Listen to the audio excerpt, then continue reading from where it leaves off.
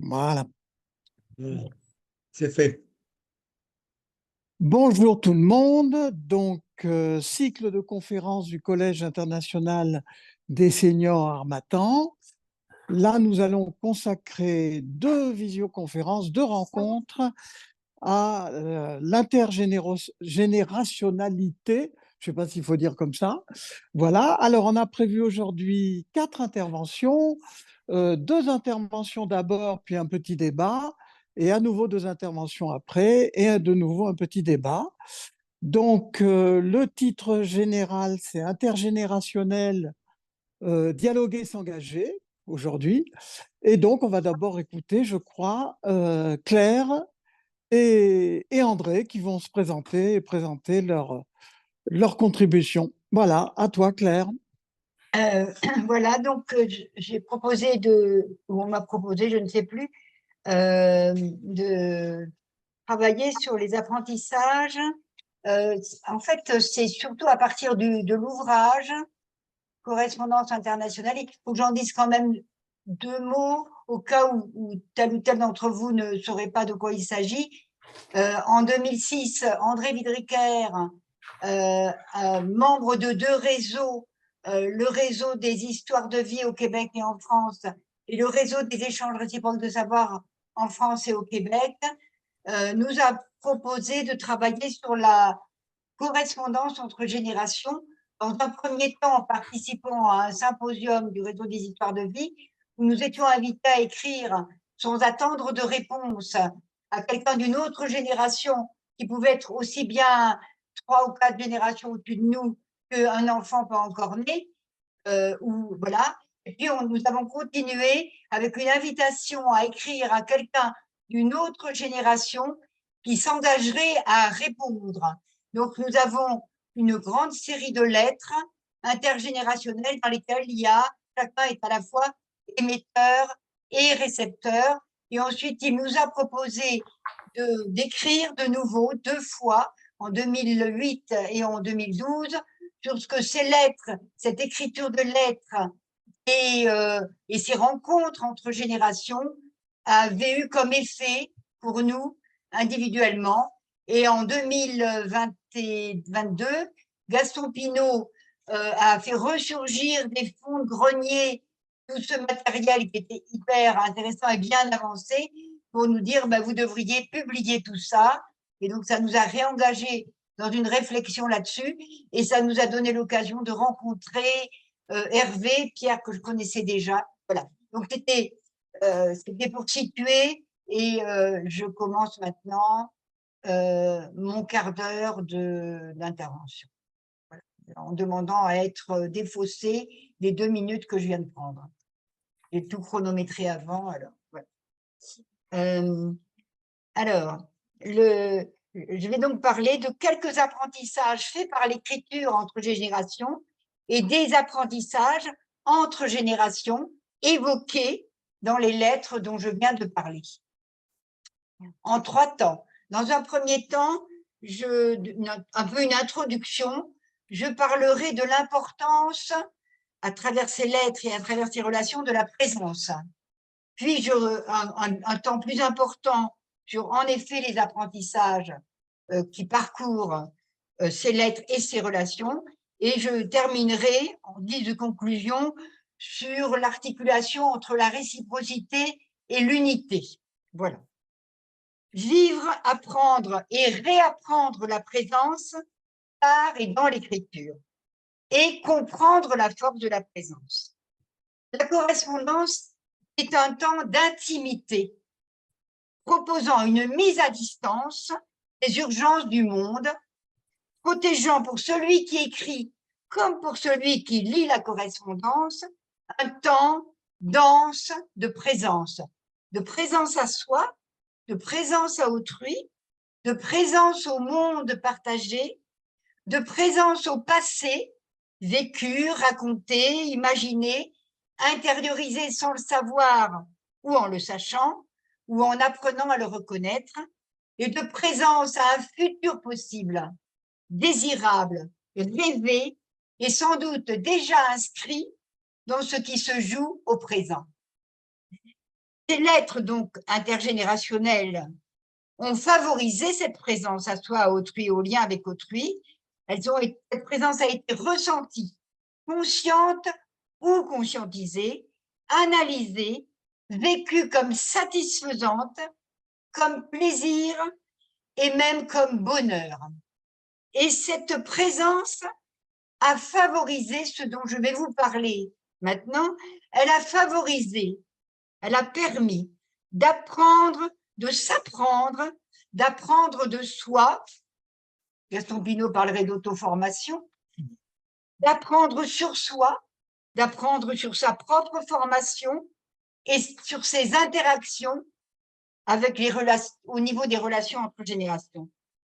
Cette présence a permis d'apprendre autrui en lui parlant, en l'évoquant, en le lisant, en le questionnant, en lui répondant, y compris là aussi sur les liens entre sa formation et les relations entre générations. Cette présence a permis d'apprendre et de réapprendre le monde partagé, le monde à partager. Par exemple, pour certains, d'apprendre ou de s'approprier leur lignée. Cette présence a permis d'apprendre le monde à construire, d'apprendre à le construire, celui que l'on partage en valeurs et en utopie, et de se dire comment ces relations intergénérationnelles ont pu permettre déjà d'apprendre à le construire. Et enfin, cette présence a permis d'apprendre à un autrui choisi ce que l'on est, ce que l'on veut être, ce que l'on voudrait être. Voilà. Je vais maintenant évoquer ce que se mettre à l'école des relations entre les générations et se mettre à l'école des lettres intergénérationnelles a permis d'apprendre.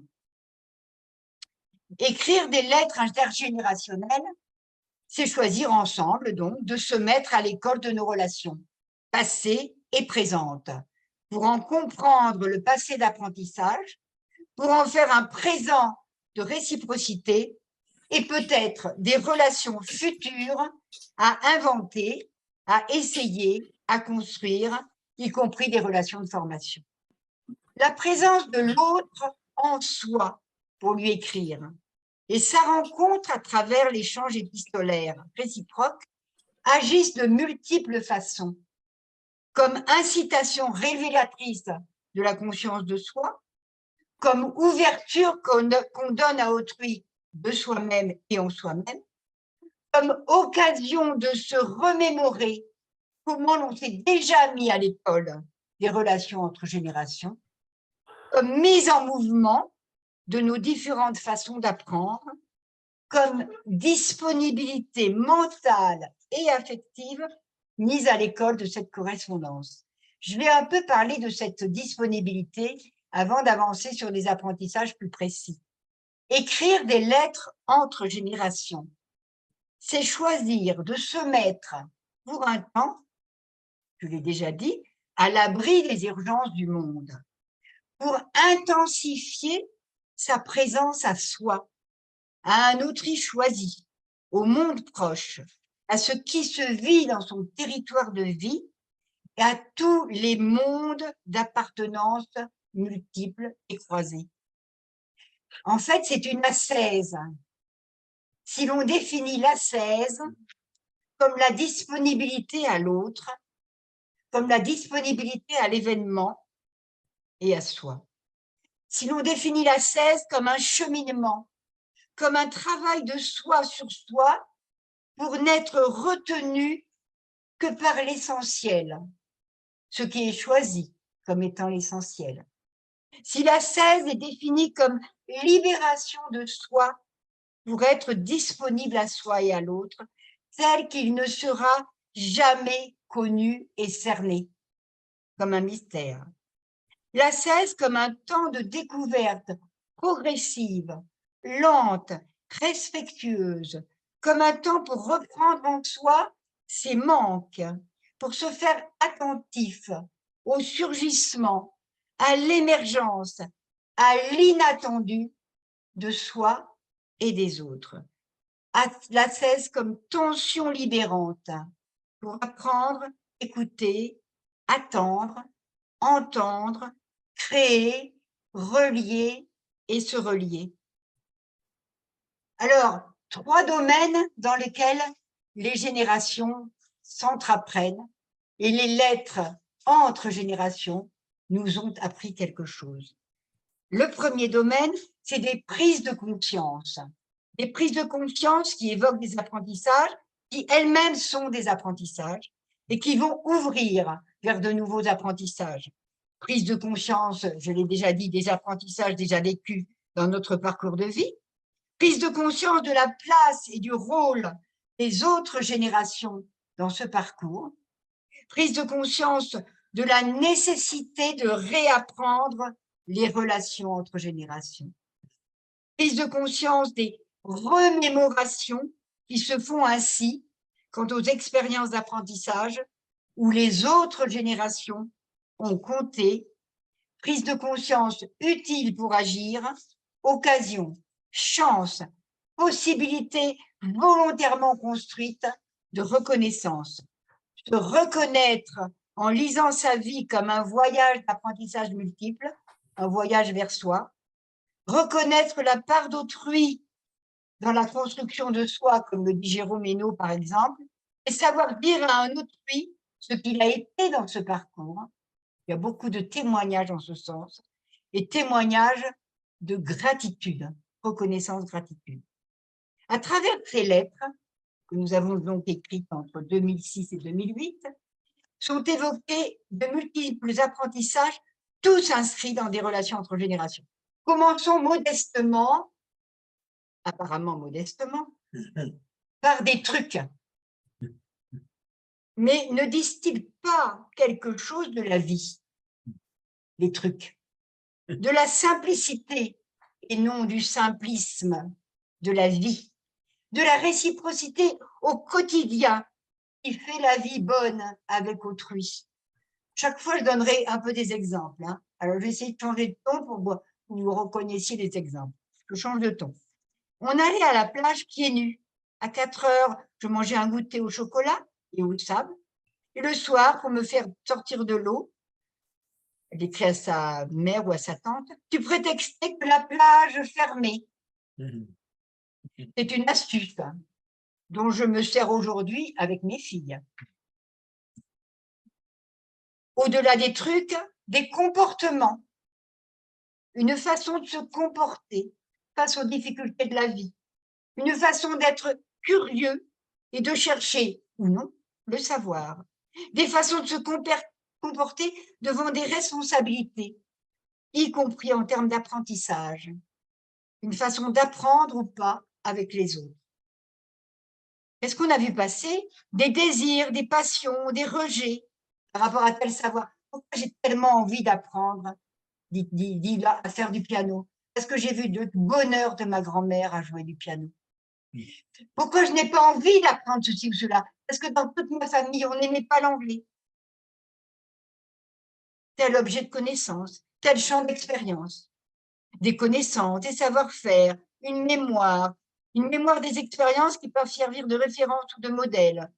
Je veux insister ici sur tout ce que l'on apprend de l'histoire. Je voudrais citer quelque chose qui n'est pas dans le livre, en passant.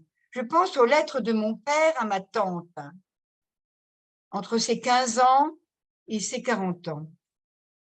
Ces lettres nous évoquent le Front populaire et 36. Je pense aux écrits du grand-père de Marc, qui évoquent la navigation transatlantique au début du XXe siècle, le racisme aux Antilles dont il a souffert et l'éruption de la montagne Pelée. Qu'en sera-t-il de cette connaissance de l'histoire à travers les mémoires de celles et ceux qui l'ont vécue quand on ne fera plus qu'effacer nos écrits d'un coup de clic? Bernadette Thomas nous en reparlera. Et puis des savoirs spécifiquement issus de relations intergénérationnelles. Un être au monde. Je cite, le secret, le voici.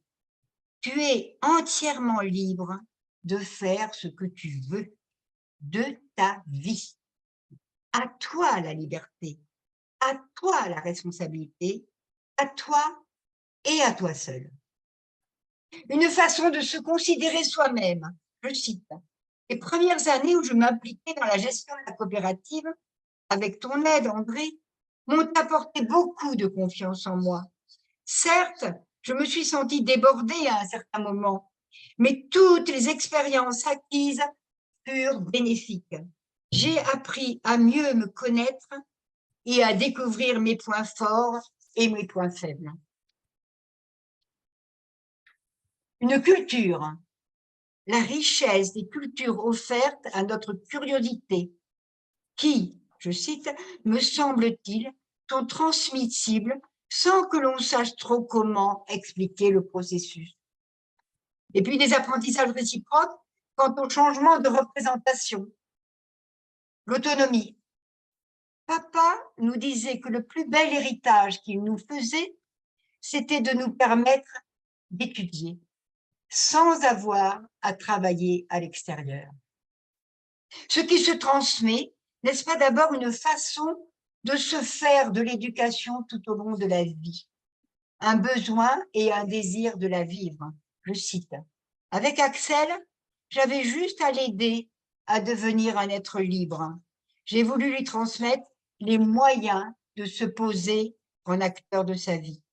Et puis tout ce qui est de l'ordre de la lignée, de ce que je ne sais que par le récit des autres, de mon histoire. Et puis il y a aussi ce qui n'est pas de l'ordre de la transmission.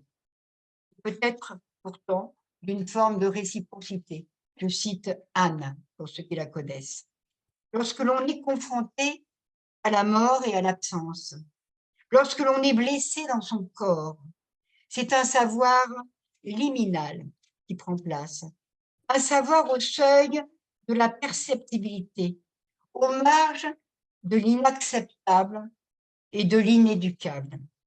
Un savoir qui ne se transmet pas, un savoir qui remodèle profondément notre existence, notre résistance, qui transforme nos ruptures de vie en chemin. Mais comment transformer nos expériences solitaires de l'inacceptable en savoir-vivre sans les faire porter par les autres? Alors, pour conclure, j'ai intitulé la dernière partie « Réciprocité et unité ». Ces lettres témoignent de réciprocité intergénérationnelle multiple. Des réciprocités verticales dans les générations, de l'arrière-grand-père à la petite-fille, en passant par la fille à la grand-mère, ou à la grand-mère à la petite-fille pas encore née.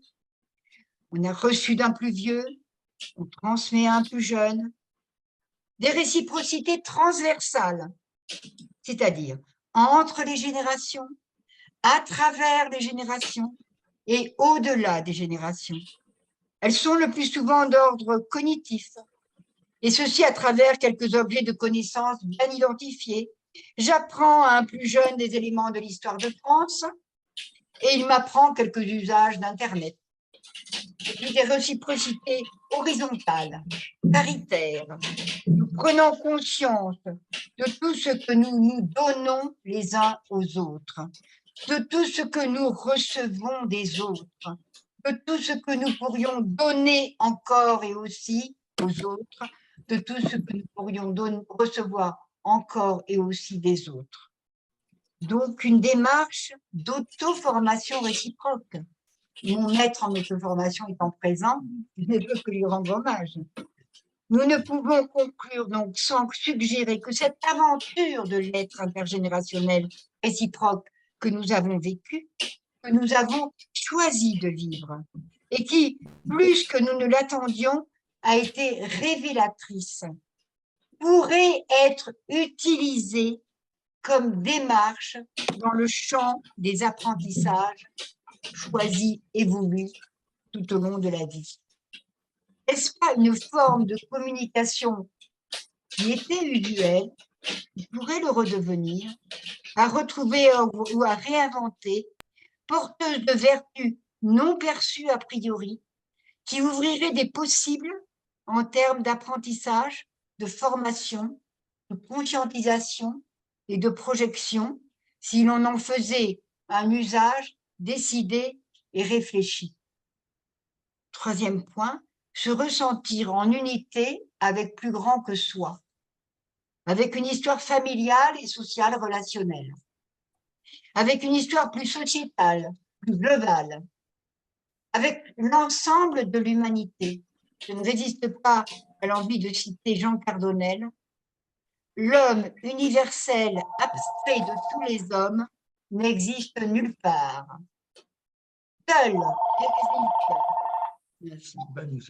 Bonjour. C'est André. Oh là là, il match. Je reprends la citation. On peut-tu se rappeler, parce que je suis occupé. Je vais te rappeler, Gabriel. M'excuse. Je reprends la citation de Jean Cardonnel. L'homme universel, abstrait, nous parlons de l'homme en général en disant aux femmes, l'homme avec un grand H, ce qui me semble tout à fait inutile. L'homme universel, abstrait de tous les hommes, n'existe nulle part. Seuls existent des hommes, des femmes, des enfants, non point particuliers, mais singuliers, qui sont chacun, chacune, singuliers d'originalité absolue.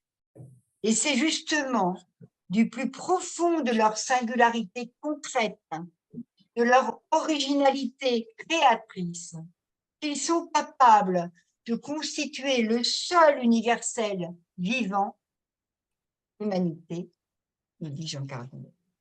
Et donc se ressentir en unité avec plus grand que soi, l'ensemble de l'humanité, avec l'univers, se ressentir en unité avec plus grand que soi, nous avons vu à travers ces lettres, et nous avons continué à apprendre à travers ces lettres, que c'est un besoin humain essentiel pour se savoir, se vouloir, se pouvoir en humain, un besoin générant nombre de motivations pour apprendre, un besoin qui rejoint et alimente notre besoin de sens, signification, orientation, sensibilité multiple, un besoin de sens qui peut naître de cette conscience que l'on est inscrit verticalement, horizontalement et transversalement dans plus grand que soi qui a besoin de chaque soi.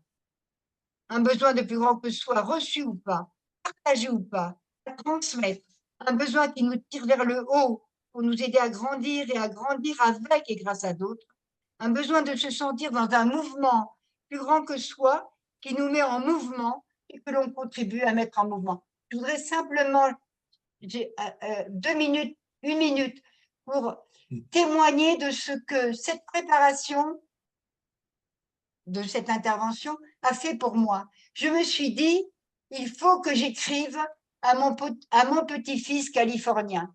Il a 3 ans et demi. Donc, j'ai acheté une carte avec 2 petits oiseaux bleus.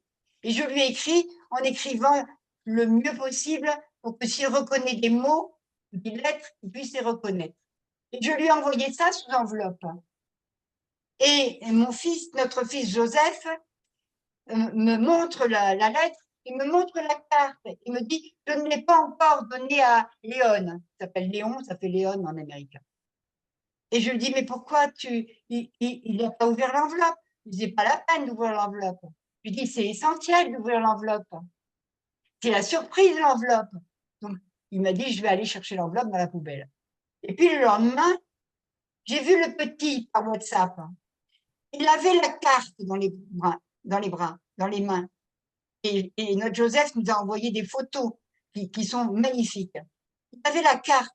Il regardait la carte comme quelque chose d'extraordinaire. Alors que Joseph m'avait dit, tu sais, il a une adresse email, tu peux lui écrire par email, c'est quand même mieux maintenant. Et le petit avait la carte. Il regardait la carte. Il avait un visage extraordinaire. Il mettait ses doigts, il me montrait, etc. Il tournait la carte, il lisait. Il lisait, quoi. Il ne sait pas lire, mais il lisait. Et là, j'ai compris qu'il y avait quelque chose qu'on ne devait pas perdre. Merci.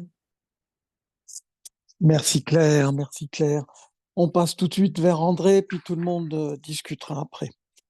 À vous, André. Merci. Le titre que je me s'étais donné, c'était « Fragmentation des générations ». Et en cours de route, je me suis aperçu que c'était un problème pour moi. Alors, je lis ce que je vous ai adressé. Dans le récit de ma vie, il y a moins de décalage entre mes grands-parents et mes parents qu'entre ceux-ci, moi-même, mes cousins, cousines de génération 68 et du baby boom, puis mes enfants des générations X et Y, voire mes petits-enfants de la génération Z. Ma question, c'est quel est le sens donné à ce décalage? Et quelles sont les conséquences sur les rapports intergénérationnels? Certes, les générations humaines naissent des générations humaines, mais à la différence des générations animales, dans une génération humaine se mêle l'histoire, c'est-à-dire cette part de destin que les hommes héritent de ceux qui étaient là avant eux, ou encore ignorant, refusant ou transformant cet héritage, ils fabriquent eux-mêmes leur parcours et leur mode de vie. Ainsi, le cours ou le cycle de la vie humaine, naissance, enfance, adolescence, âge adulte, vieillesse, mort, est une succession de phases. Les 3 phases qui sont importantes pour moi, phase de croissance, phase du plateau adulte et phase du déclin, est une succession de phases aux modalités et aux conditions très différentes d'une génération à l'autre. Et ce sont justement, selon moi, les modalités et les conditions propres à chacune des générations qui fait des différences entre elles. La génération de mes grands-parents et de mes parents.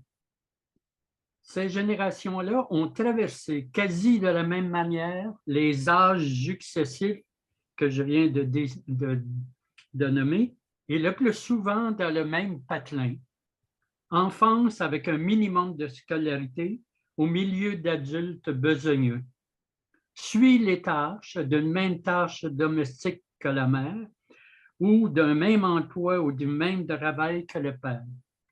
À l'âge de se marier, se succèdent les fréquentations, le mariage, les enfants, la famille active qui généralement se bâtit un patrimoine et prend à sa charge le vieillissement de ses membres. Par contre, à la différence de ma grand-mère qui enfante jusqu'à la ménopause, ma mère et la plupart des femmes de sa génération qui enfantent sous le signe de la liberté et de l'amour et non plus d'abord sous celui du devoir et de la nécessité, ont cessé de procréer vers le milieu ou le début de la trentaine. En outre, un autre changement entre ces deux générations, l'école qui devient obligatoire et des services sociaux et de santé sont pris en charge par des communautés religieuses avec le soutien de l'État et des assurances privées. Telle est la manière dont je verrais les générations de mes grands-parents et de mes parents. L'étape 2. Pour moi-même et pour mes cousins et cousines de génération 68 et du baby boom, les âges successifs de la vie sont scandés et s'institutionnalisent. Après le temps de l'enfance et de l'adolescence sous le contrôle de la famille et de l'école obligatoire, à 18 ans, moi-même, je quitte le foyer familial et j'exerce de petits boulots tout en poursuivant mes études sur une période de temps plus étendue. Le diplôme en poche, c'est à la fois l'insertion sur le marché du travail en décrochant un poste de professeur qui correspond à mon domaine d'études et la saison des amours pour la vie. Bref, mon parcours correspond, grosso modo, aux 4 phases de l'entrée dans la vie adulte, telles que décrites par Galland en 1996. 1. La fin des études. 2. Le départ du domicile familial. 3. L'insertion sur le marché du travail. 4. la formation du couple stable. En effet, la profession est un tremplin qui permet de vivre indépendamment des parents, de s'établir sous son propre toit, d'être habilité à fonder une famille. La profession est aussi une carrière. La profession est aussi un emploi régulier, protégé avec droit d'ancienneté et fonds de pension, qui fait office de pivot d'intégration dans la société et de source de statut social. D'un mot, en ce qui me concerne, j'ai tiré profit de mon éducation, comme d'autres de ma génération, de l'extension des postes dans les institutions publiques et les instances gouvernementales, du marché du travail et de la société de consommation.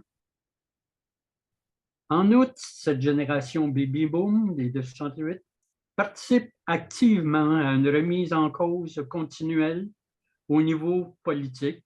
Au Québec, on parle de mettre chez nous, de vivre le Québec libre.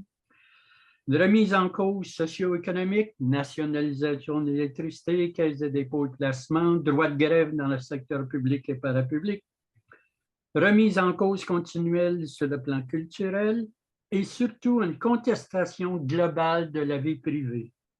En effet, c'est en cette période qu'apparaît l'union libre, la famille recomposée, la famille monoparentale, la famille homoparentale, la chute de la fécondité, l'augmentation de l'espérance de vie, la participation des deux parents au marché du travail. En outre, une redéfinition de la structure parentale implique l'État-providence en tant que partenaire de la distribution des services à la famille. Enfin, toujours dans cette génération baby-boom, on tourne le dos au passé et à la tradition. Sans mémoire et sans attache, cette génération de 68 et de baby-boom se présente comme un commencement absolu, une nouvelle naissance. Troisième étape, celle de ma fille ou de mes enfants. Pour mes enfants des générations X et Y, aussi appelées génération baby booster, génération tampon, génération sacrifiée, etc., cet ordre des étapes de l'entrée dans la vie adulte et dans la société est caduque. Leurs trajectoires sont discontinues. D'abord, c'est l'allongement de la vie de jeunesse au domicile familial ou en appartement. Peuvent survenir la vie de couple, voire la naissance d'un enfant, alors que les deux sont aux études avec des bourses ou exercent des petits boulots. L'entrée dans la société s'avère pour eux un défi. Outre l'emploi à plein temps de plus en plus rare, c'est l'éclatement du travail salarié remplacé par le travail à forfait, le travail à la pige avec contrat de durée déterminé, qui souvent ne correspond pas au diplôme obtenu ni à l'échelon de droits et bénéfices qu'avaient les baby boomers. Question, que faire en contexte de globalisation et des échanges et de l'information? Plusieurs de cette génération deviennent des contractuels permanents qui offrent sa compétence au plus offrant. On monnaie sa compétence.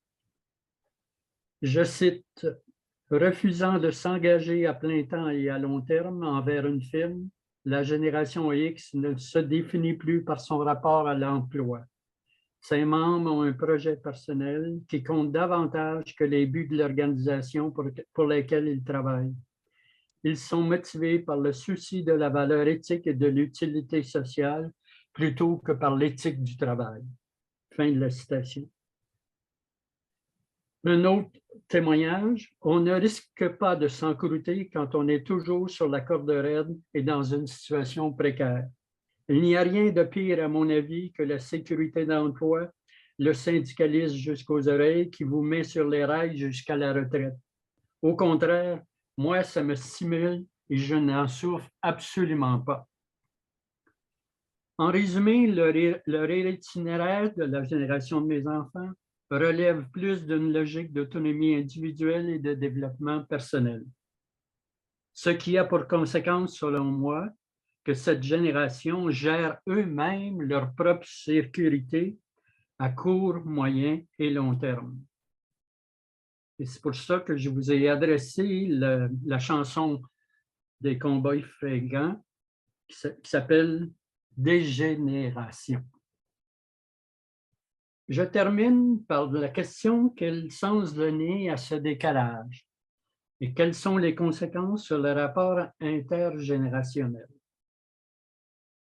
La coexistence en 2024 dans un même espace social de ces trois générations autonomes, et il faudrait que je parle aussi de la génération de mes petits-enfants. La coexistence, donc, dans ce même espace de ces trois générations d'âges différents, aux besoins distincts, montre que les modalités et les conditions de vivre, par exemple, de son enfance, de sa vie adulte ou de sa vieillesse, diffèrent terriblement entre les générations. Et l'autre point, que les ressources, les droits et les avantages sont inégalement distribués entre ces générations. À un tissu social, à un tissu familial et social troué, les revendications portent sur la prise en charge de tout le cycle de la vie humaine dans la sphère publique. On dirait qu'on cherche à tout colmater ce qui s'appelle le cycle de la vie humaine. Du moins, est-ce ainsi, selon moi, parlent ceux qui ont mis en place l'État-providence. Deux exemples au Québec. À la phase de croissance, maintenant, la fécondité est soutenue depuis 2006 par le régime québécois d'assurance parentale. Congé maternité pendant 18 semaines avec 70 % de revenus. Congé de paternité 5 semaines avec 70 % de revenus. Congé parental partageable 32 semaines, etc., etc. Puis, la petite enfance.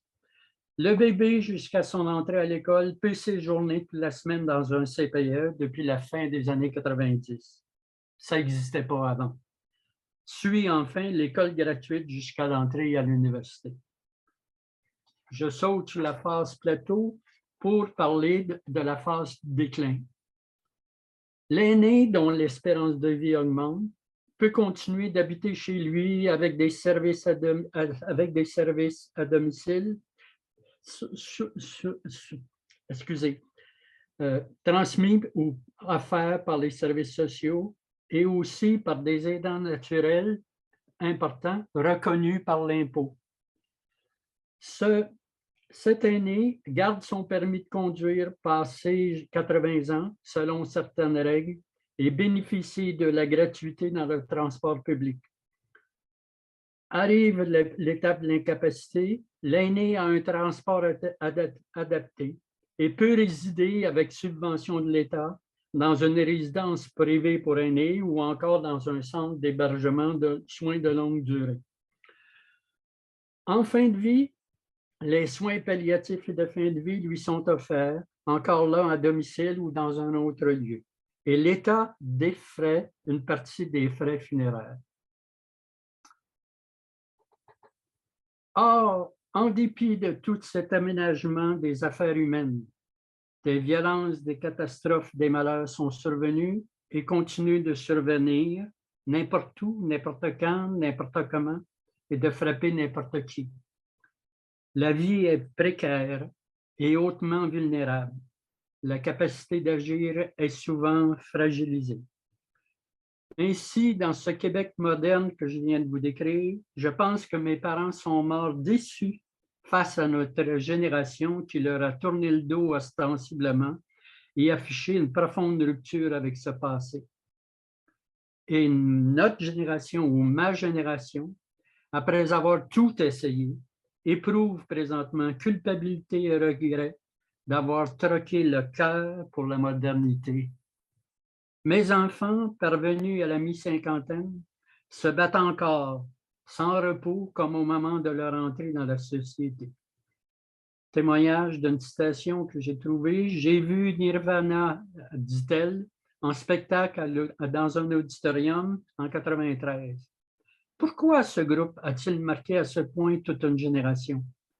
parce que nous étions les enfants désillusionnés, non seulement d'une fin de siècle, mais aussi de la fin d'un millénaire, et cette époque nous avait écrasés. Nos parents avaient connu à notre âge la décennie dorée d'un jour nouveau, fleurs dans les cheveux et du feu dans les brassières, des années qui laissaient entrer le soleil et promettaient qu'un jour nouveau se lèverait. Cet élan, ce vent de changement et cette bouffée d'espoir s'étaient écrasés contre un mur et voilà, nous étions là, coincés entre la déprime des X et l'engourdissement des générations Y. Cette noirceur, il nous a fallu l'apprivoiser pour la dépasser. Par une alchimie complexe, arriver à la transformer en une mélancolie moins écrasante, apprendre à laisser entrer un peu d'air frais et de lumière, quitter la nuit. Fin de la citation. De même, selon moi, les films de Bernard Hémon sont des histoires de violence, de dépendance, d'abandon, de détresse psychologique, de crise existentielle de carrière, de vieillissement et de deuil. Comment continuer quand la douleur est indépassable et que le silence est total? Un exemple dans le film Pour vivre ici, Hémon raconte le deuil d'une femme dans la soixantaine qui va de son errance dans les rues du Québec profond à son déplacement dans la ville de Montréal pour rejoindre ses enfants qui mènent des carrières professionnelles, puis à son lieu de naissance dans une autre province, celle de l'Ontario. Tout ce qu'elle a vécu, qu'elle porte en elle, a disparu. Outre son époux, sa proximité avec ses propres enfants occupés, l'église de son village natal, la ferme de ses grands-parents. Ses repères historiques, socioculturels et familiaux, ses racines sont tombées un à un. Tout a basculé. Confrontée à cet effritement, cette femme trouvera un réconfort à sa douleur, non pas dans la filiation et la tradition, mais dans l'alliance avec une belle-fille attentionnée. C'est un récit, sans doute, dans lequel les personnages ne sont ni des héros ni des modèles, mais bien des personnes d'ici et de maintenant qui s'aventurent sans réponse toute faite, ni certitude qu'existe un tel choix. Mais ce faisant, en l'absence de repères, cette fiction, cette histoire, ce récit donne à voir la possibilité d'un rapport nouveau entre les générations, basé non pas sur le statut social ou le lien biologique, mais bien sur la confiance, mais bien sur la foi. Et c'est cette utopie, si vous voulez, qui donne à penser qu'il y a une lumière. Je termine là-dessus.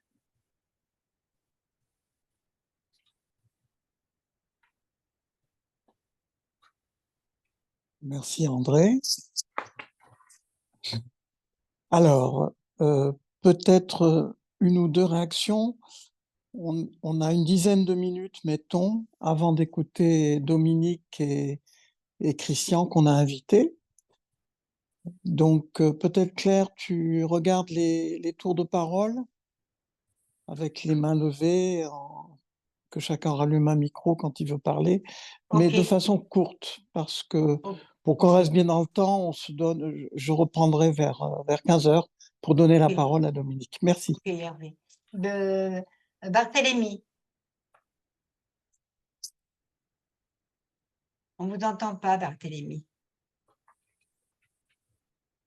Je disais, merci bien Claire pour cet exposé. Une seule question qui est moins une question piège qu'une question de clarification. Hein. Y a-t-il une sorte de synonymie entre la responsabilité et la liberté?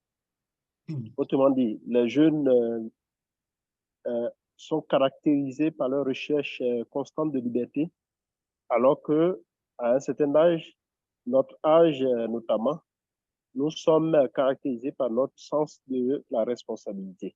Y a-t-il une sorte de synonymie entre la liberté et la responsabilité? Alors, je pense que c'est Hervé, tu peux retenir ça comme prochaine visioconférence. C'est tellement énorme.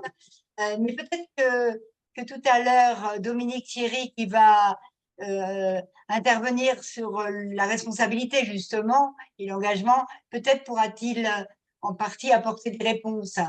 Mais la question est tellement importante et énorme que peut-être on va la retenir dans la réponse de Dominique Thierry tout à l'heure et proposer à Hervé d'en faire un thème de vidéoconférence.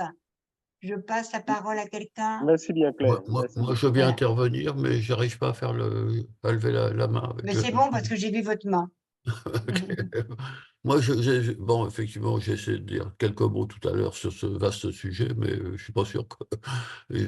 Moi, j'ai plutôt envie de revenir sur, effectivement, parce que les deux témoignages qui sont passionnants sont quand même été très personnels. Et moi, j'ai envie de repartir aussi de mon propre témoignage personnel, où j'ai pas vécu la même chose. Je suis issu aussi loin que j'arrive à remonter d'ancêtres qui étaient d'une pauvreté absolue, hein, et donc ça marque un peu. Et mes ancêtres n'avaient une ambition, c'était que leurs enfants soient un peu moins mal qu'eux. Voilà. Et de pas à pas, c'est ce qu'ils auraient essayé. Enfin, je donne quand même un exemple. Quand quelqu'un de mon ancêtre devenait domestique chez des bourgeois, c'était un grand progrès par rapport à un journalier dans une ferme, qui était l'esclavage absolu. Voilà. Et ce qui, à mon avis, donc maintenant, heureusement pour mes enfants et mes propres et petits-enfants, on n'est plus du tout dans cette situation-là. Mais en même temps, ce qui, moi, me paralyse, c'est que j'ai la conviction que mes enfants et mes petits-enfants seront moins bien que nous. Donc, donc, et nous-mêmes, nos petits-enfants sont quand même dans une situation extraordinairement anxiogène. Et il y a de quoi, moi aussi, mais voilà. Donc, cette espèce de dire, voilà, on progresse de génération en génération, cette progression s'est arrêtée. Et c'est probablement une des grandes ruptures, si on regarde sur plusieurs décennies, voire plusieurs siècles. Voilà. Merci pour votre témoignage. On peut dire quand même que vos ancêtres avaient éprouvé le désir que leurs descendants soient mieux et que vous aussi, puisque justement, Oui, c'est oui, ce que oui. vous dites aussi. Donc, vous l'avez hérité aussi, ce Mais désir. Hein, eux, ils mais ont réussi, alors que que ça se présente mal. Voilà. nous, on ne réussit plus. C'est Voilà. ça la différence. Voilà. Est-ce que quelqu'un d'autre veut prendre la parole? Tous les cachets, là. Hervé? Il y a les cachets. Bah, on voit bien là la bascule entre liberté et responsabilité, hein. La liberté qui était en train de s'ouvrir au fur et à mesure d'une génération à l'autre, qui était l'espoir de la génération précédente pour la génération suivante. Et là, nous, on est en train de prêcher presque l'inverse. Alors, c'est pas l'inverse, c'est autre chose. Mais en tout cas, c'est vrai qu'on demande à nos générations qui nous suivent une accroissance de responsabilité dans tout ce qu'ils vont faire. Et c'est vrai qu'on sent cette bascule entre les deux. Tout à fait. J'attends que des mains se lèvent. Je suis seulement distributrice des paroles à la place d'Hervé. Allez-y. Sylvie. Mais les autres, on ne les voit pas, donc je ne sais pas s'ils lèvent la main. Violette, oui, mais Sylvie elle n'a pas Violette. le micro. Sylvie Violette. Mets ton micro, Sylvie. Ton micro. Voilà. Je me pose la question entre la liberté, oui, on a eu de la liberté, mais comment je pourrais dire, comme si c'était collectif, comme si on faisait tous pareil. Alors que là, dans la responsabilité, on devient plus... On est centré sur soi. Tandis que on suivait le mouvement. Moi, je disais, c'était tellement beau, on avait tout, c'est vrai, on était très heureux. Et on n'a pas vu les conséquences, on n'y a pas pensé. Et maintenant, notre génération y pense beaucoup, mais voilà, je pense qu'il y avait quelque chose où on se laissait entraîner. Et là, certains d'ailleurs continuent de se laisser entraîner, même chez les jeunes, et d'autres réagissent beaucoup et prennent en plus de sens des responsabilités et des conséquences de leurs actes. Voilà, c'était ça que je voulais dire. Merci Sylvie. Est-ce que quelqu'un d'autre lève la main? Gaston. Oui, moi, vous me régénérez, hein, et la question que je pose, c'est qu'est-ce que vous allez faire de la richesse de vos interventions là? Il faut vraiment trouver un moyen de transmission autre que simplement le visuel là, et l'auditif, et que moi, pensez-vous à une suite de l'ouvrage qui intégrerait ces analyses magnifiques que vous faites l'un et l'autre, hein? Alors, moi, je vais rebondir là-dessus. Je vais vous donner la parole, Madame Coconnier, mais en fait, on est toujours ce qu'on a été, hein. Moi, je suis un jour intervenue devant une salle de 350 enseignants en leur disant « j'ai 22 ans ». Et ils m'ont éclaté de rire au nez parce que visiblement, je n'ai pas 22 ans. Et je leur ai dit, je suis toujours un peu l'institutrice de 22 ans qui voulait que tous ces élèves réussissent. Et Gaston, il est toujours l'éditeur, hein. Bon, bref. Il est toujours éditeur. Alors, je ne sais pas si c'est Coconnier, c'est votre nom, ou si c'est un… On ne vous entend pas, on vous entend pas. Il faut enlever votre micro. Votre micro. Vous m'entendez là? Madame Coconnier, votre micro. Là, ça y est, non? Non, toi, on t'a entendu, Gaston. Mais il y a Madame Coconnier ou un Là. autre. Est-ce Voilà. que vous m'entendez? Oui. Oui, Voilà. voilà. Alors, c'était à propos de la liberté et responsabilité. Les jeunes aspirent à la liberté, mais je me penche sur le cas des personnes plus âgées. Quand on arrive à l'âge de la retraite, c'est justement là où on a une certaine liberté et qui est parfois un sujet de grand plaisir ou un sujet d'inquiétude et de questionnement au moins. Et je pense que cette liberté qu'on a dans le troisième ou quatrième âge peut être la source de prise de responsabilité autre que purement professionnelle et laisse le choix de ses activités et de ses projets. Alors, bon, moi, je pars du principe qu'il faut toujours avoir un ou des projets dans la vie. Et, quand on a, disons, après 60 ans, on a une certaine liberté de choix dans nos comportements et nos actions. Voilà, c'est tout ce que je voulais dire. Merci. Barbara. Il faut que vous enleviez votre micro aussi. Barbara, votre micro. Barbara, votre micro. Comme Voilà. ça? Ben, c'est bon. Ok, C'est bon, Barbara. merci. En fait, moi, j'ai évolué dans un tout autre contexte. Je vais parler de la liberté et de la responsabilité. Et l'expérience que j'ai eue, c'est que, étant encore très jeune, j'étais envoyée dans un pensionnat de sœurs religieuses. C'était des sœurs blanches, les sœurs Annonciades et Déverlé. Et nous, mes parents ne savaient ni lire ni écrire. j'avais des grands frères qui ont fait des études, mais qui n'ont pas dépassé l'école primaire. Donc, concernant la liberté, on était projeté dans la nature, enfin, pas projeté, on nous envoyait, on nous donnait ce qu'il faut, ce qu'on pouvait trouver, et on était libre. Mais qui voulait dire libre voulait dire aussi responsabilité. On était très jeunes. J'étais très jeune et responsable de ma vie, de ce que je deviendrais. On nous disait, voilà, vous avez la chance d'être scolarisé. Je suis dans la première promotion de, disons, des filles les plus chanceuses de ma région qui ont pu faire à l'université. Et les parents croyaient en nous.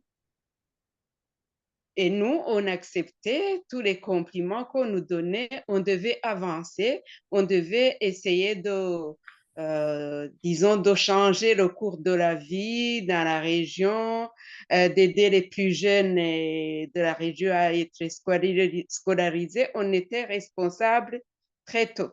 C'est là où il est difficile de séparer la responsabilité et la liberté. On était libre, on pouvait quitter l'école. Mais quand on travaillait mal à l'école, on était puni aussi. Donc, on n'était pas tout à fait libre.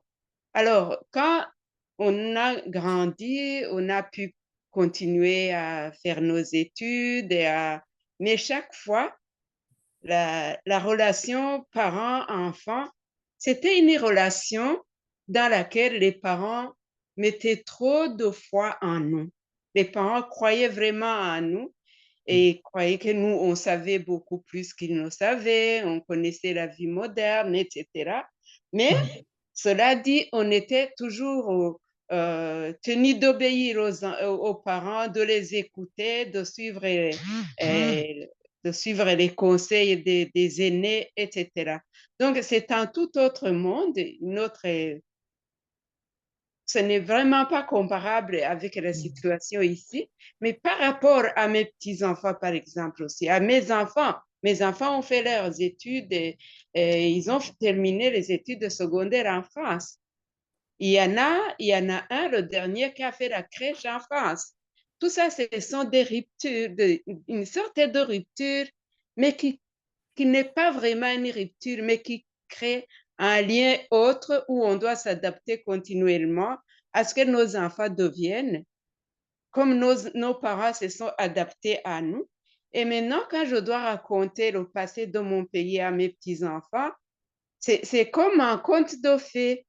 Ils prennent ça comme un conte de fées, mais ils trouvent que c'est très beau chez nous, parce qu'il y a le soleil et tout.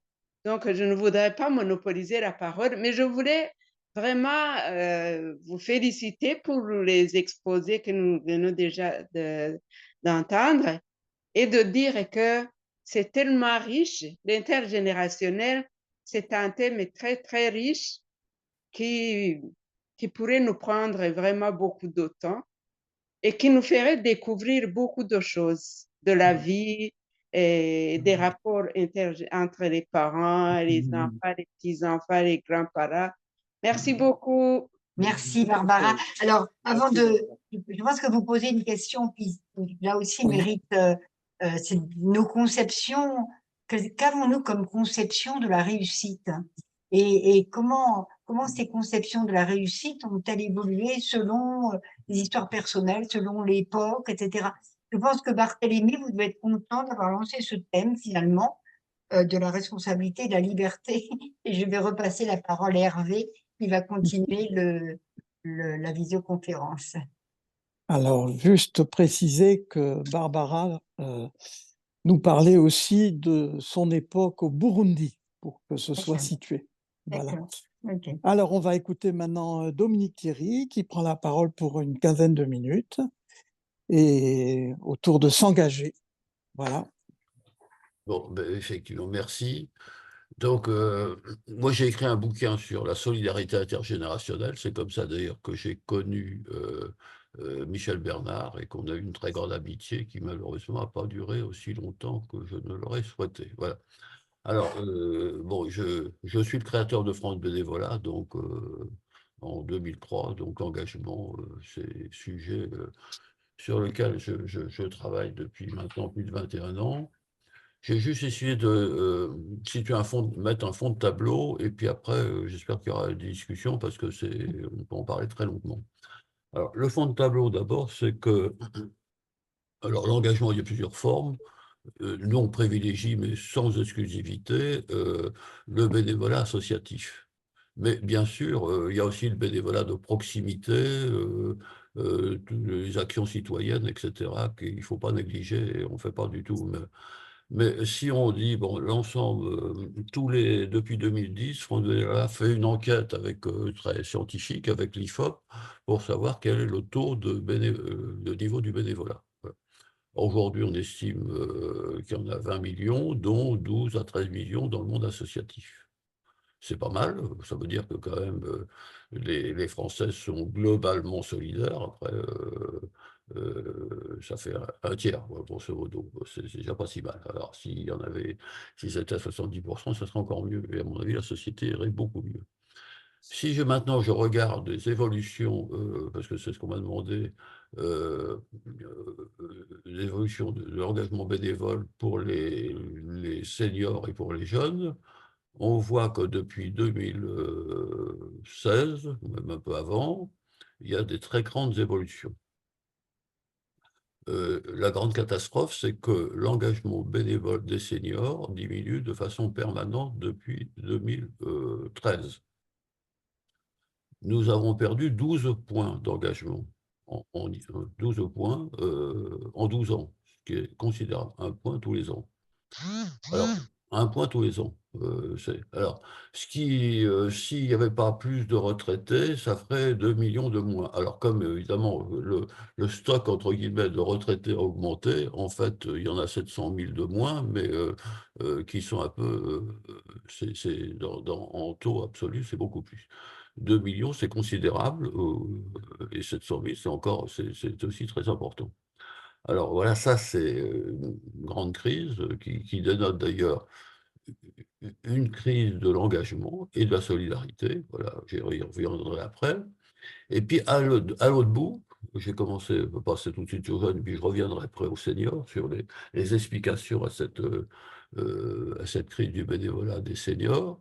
Chez les jeunes, alors du coup, la baisse quantitative de l'engagement bénévole des seniors est compensée presque nombre pour nombre par une augmentation de l'engagement des jeunes.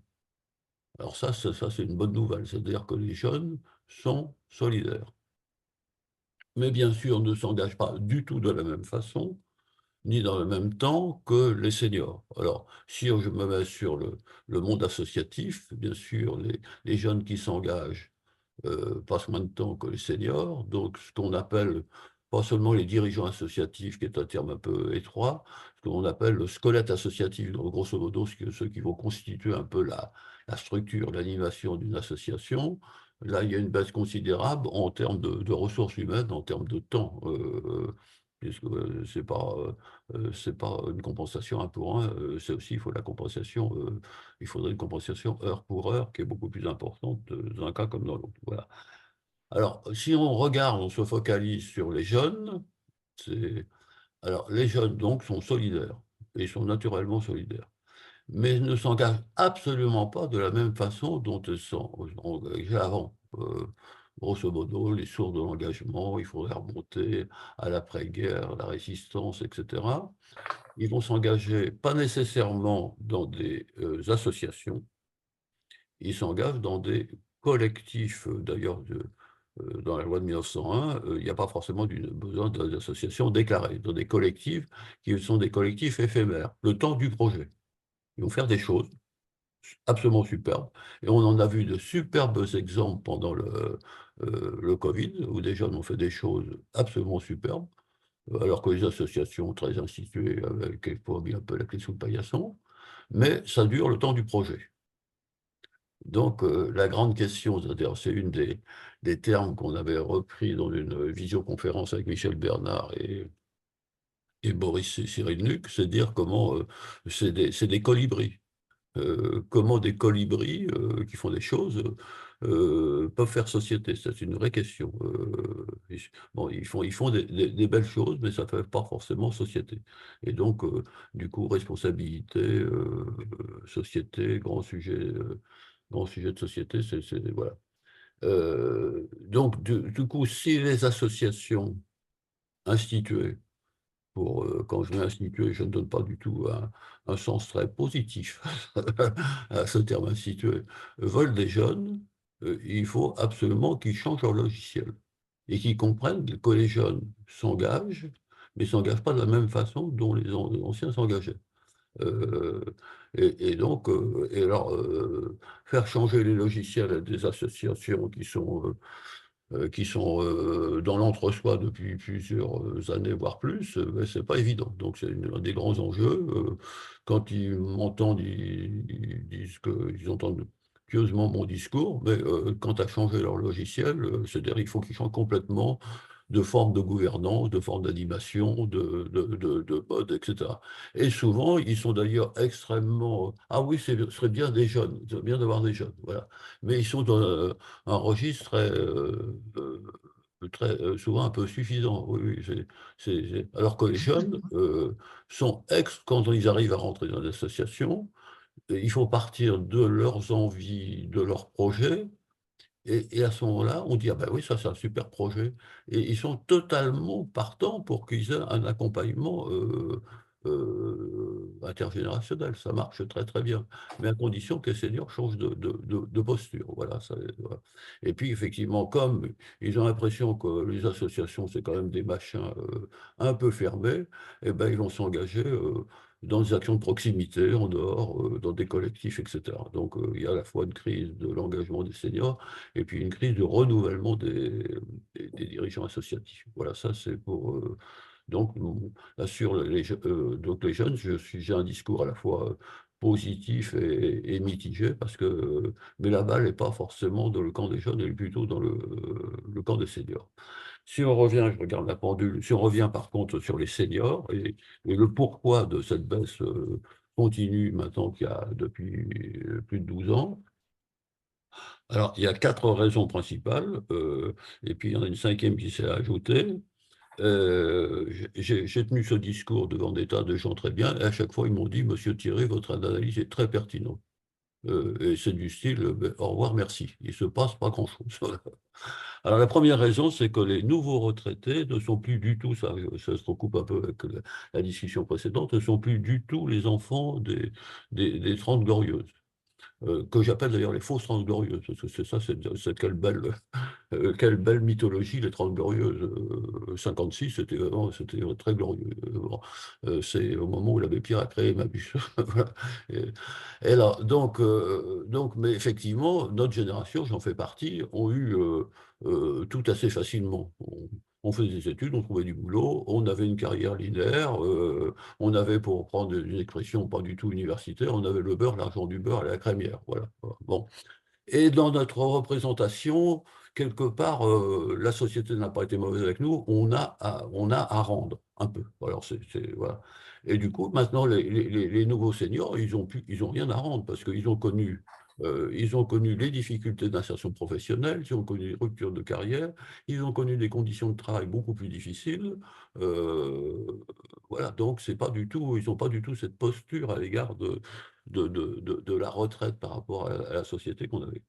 La deuxième raison, c'est qu'il y a une concurrence, entre guillemets, c'est une belle concurrence entre solidarité familiale et solidarité externe. Heureusement que dans ce pays, il y a une formidable mouvement en France, je ne sais pas au Québec aussi, mais il y a eu une formidable mouvement de solidarité familiale, parce que sinon, il y a de belles lurettes que la société aurait complètement explosé. Et la solidarité familiale, elle n'est pas seulement financière, elle est par des tas de moyens, etc. Bon. Donc, y compris par ce qu'on appelle l'aide aux aidants familiaux. Voilà. Et donc, quelque part, moi j'ai déjà tellement de choses à faire avec mes enfants, mes petits-enfants, mes ascendants, je ne peux pas en faire plus. Voilà, c'est la deuxième raison. La troisième raison, qui est presque la principale, c'est qu'il n'y a aucun discours au sens noble du terme, politique avec un grand P, sur la place irremplaçable des seniors dans la société. les seniors ne sont que des usagers. Quelquefois, avec un peu d'humour, j'écris usagers et accent aigu.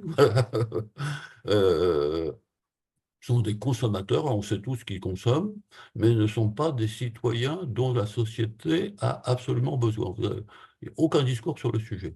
Aucun discours sur le sujet. J'ai dit ça 36 fois. Excusez-moi, c'est un problème de téléphone. Attendez, excusez-moi. Bon, voilà. C'est un autre téléphone qui sonne. Donc, aucun discours public, mais au sens noble du terme, sur on a besoin des seniors pour faire société.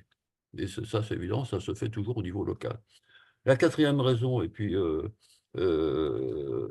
alors, moins importante, mais qui joue aussi, c'est que souvent, les nouveaux retraités cherchent un peu de boulot.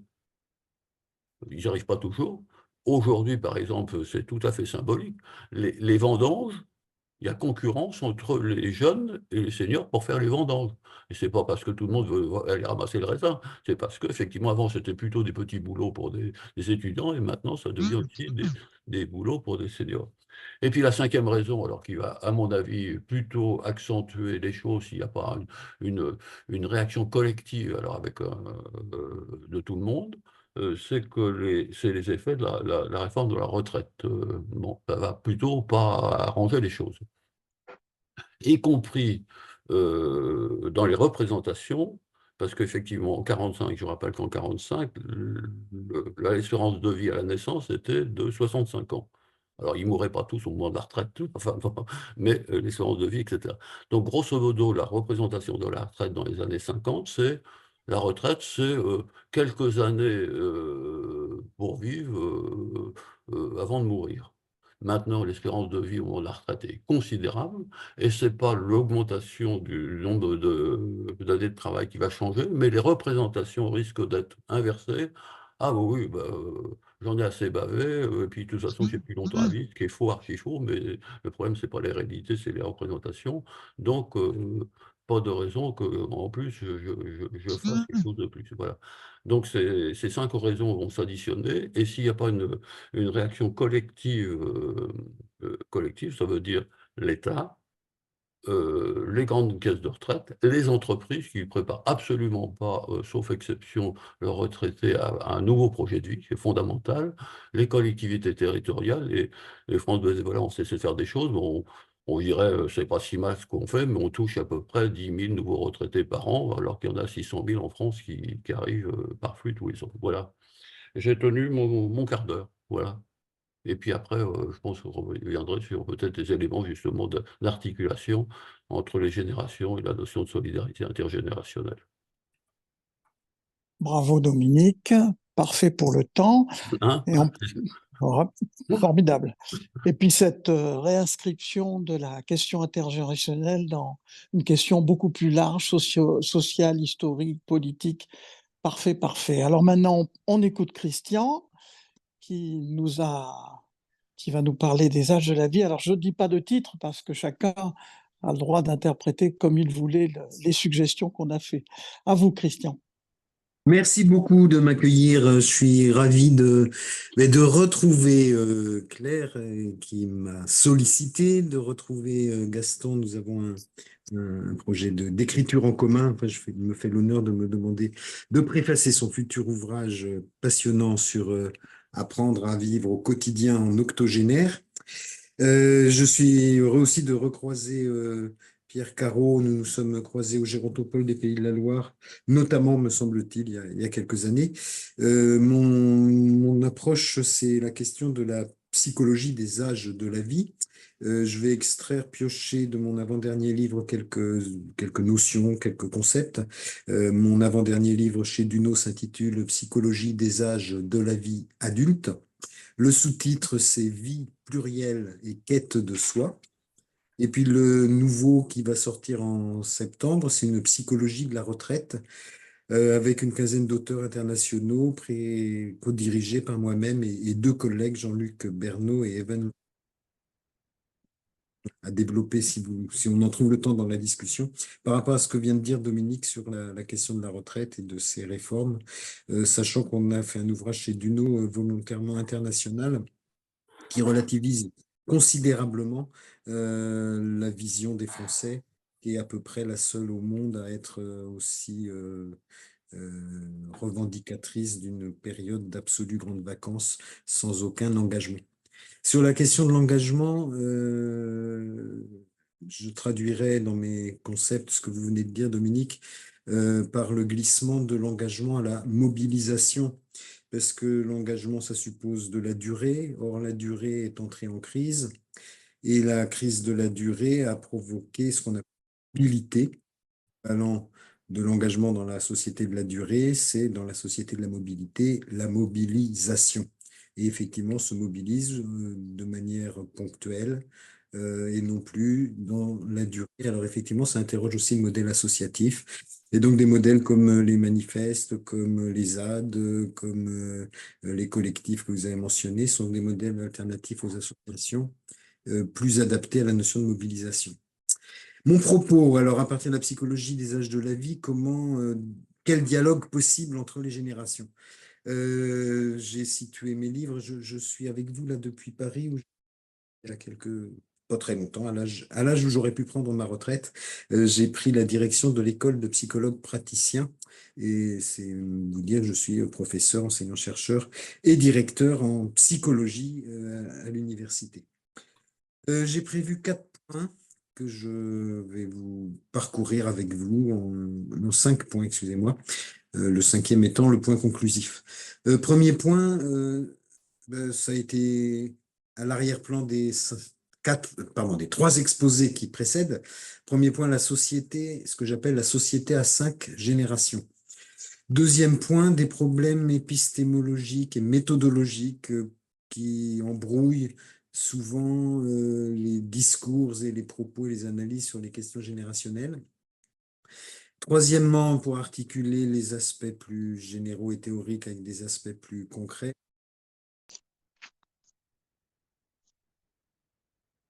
relation entre les générations, j'y reviendrai. Quatrième et avant-dernier point, quel dialogue entre quelles générations? J'essaierai à l'aide de quelques concepts phares d'éclairer les 5 générations que je mentionnerai en premier point. Et puis une petite réflexion assez ouverte sur comment correspondre, puisque c'est le titre du livre auquel a contribué Claire Hébert-Suffren et d'autres correspondances générationnelles. Donc, je l'ai été gratter cette notion de correspondance. Premier point, la société à 5 générations. Cette idée m'a été soufflée par un monsieur qui assistait à une conférence où je parlais de ces questions d'âge, etc. Et il nous dit à la fin de la conférence, figurez-vous, mon petit-fils vient d'être grand-père. Et c'était un monsieur qui ne faisait pas un âge très avancé, dans les 80, un octogénaire sûrement, et sans doute dans sa famille, les enfants, on les fait plutôt à 20 ans qu'à 30 ans, mais en tout cas, et puis le petit-fils du petit-fils, c'est un bébé qui vient de naître, mais voilà, ça nous plonge dans des abîmes qui interrogent la notion des rapports entre les générations quand on pense que nous allons vers une société à 5 générations, où les petits-fils deviennent grands-pères du vivant de leur grand-père, ou grand-mère, bien sûr. Cette société à 5 générations est absolument impensée, puisqu'on pense toujours en termes de, qu'on veuille ou non, de 3 âges de la vie, de 3 générations, de 3 modèles institutionnels. En gros, l'enfance, l'adolescence, la minorité civique, l'âge adulte, et peut-être que c'est l'un des concepts en mesure d'analyser tout ce que vous avez dit autour des questions générationnelles. Je n'aurai sans doute pas le temps d'y revenir, donc je vais simplement le mentionner là. Et puis le 3e âge, hein, et au moment où on fixe l'âge de la retraite dans les années 45-48 à 65 ans en France, effectivement l'espérance de vie est à la naissance est autour de 65 ans également. Donc c'est bien la retraite 3e âge. Tous les travaux anciens de Anne-Marie Guillemard que vous connaissez sur leur c'est dans les années 70-75, porte sur cette retraite 3e âge, dernier âge de la vie. Or, nous sommes à 5 générations et dans mes travaux et réflexions, à 7 âges de la vie. Cette société à 5 générations interroge la transmission et les héritages. Et ça a été mentionné par Claire, transmission réciproque par exemple. Et puis les héritages, est-il pertinent d'hériter de ses parents à 60 ou 70 ans quand ils décèdent à 90 ans, ou ne faut les enfants, enfin les petits-enfants donc qui héritent des grands-parents pour l'entrée dans la vie adulte? Interrogation autour de la question de la transmission des héritages. Interrogation autour de ce que j'appelle l'éclatement de la centralité du travail que vous avez, me semble-t-il, dans vos propos précédents, chers collègues, éclatement de la centralité du travail que vous avez un peu considéré comme, à mon sens, une désolation. Et peut-être que c'est pas une désolation, peut-être que c'est un nouveau rapport à l'activité, quelque chose de plus large que le travail, qu'il faudrait articuler avec ce Tout à qu'on fait, je appelle suis complètement le d'accord. revenu. Travail et l'activité, c'est pas du tout pareil. Tout après. Et donc l'activité comme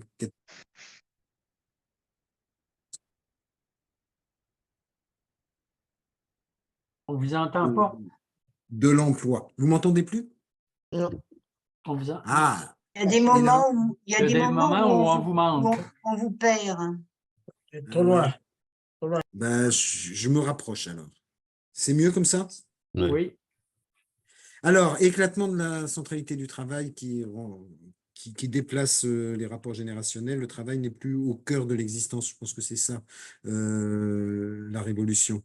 Cette société à 5 générations oblige à repenser les contrats intergénérationnels explicites, par exemple le financement de la retraite, mais aussi les contrats générationnels implicites, par exemple la captation des biens matériels par le financement des EHPAD en France, des établissements pour personnes âgées dépendantes. Tout ça est lié à l'allongement des espérances de vie, mais aussi, et quand vous avez évoqué les années 70, et ça continue aujourd'hui avec le hashtag MeToo, mais aussi le grand changement, c'est pas que la question de l'allongement de la vie, c'est la question du rôle nouveau des femmes. Vous avez souligné, Claire, le grand H utile ou pas sur le mot homme. C'est que les femmes sont devenues socialement des adultes et c'est ça aussi qui change considérablement le rapport à l'activité, à la natalité, à la famille, à la vie en général. Pour aller à l'essentiel sur le deuxième point, il est toujours, d'un point de vue épistémologique et méthodologique, difficile de distinguer ce qui relève de la génération de ce qui relève de l'âge. Le seul moyen de le faire sont des études longitudinales sur 15 ans, 20 ans, 30 ans, avec les mêmes personnes que l'on réinterroge à intervalles réguliers de 5 ans, 10 ans, pour voir ce qui change en eux et qui est lié à l'âge, et ce qui ne change pas, qui est lié à la génération. Et il y a toujours une ambiguïté entre la génération comme classe d'âge et la génération comme millésime, si on compare l'être humain avec du bon vin.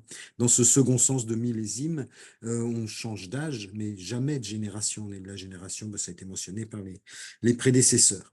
L'autre problème méthodologique, épistémologique, c'est qu'il y a de trop rares théories des générations.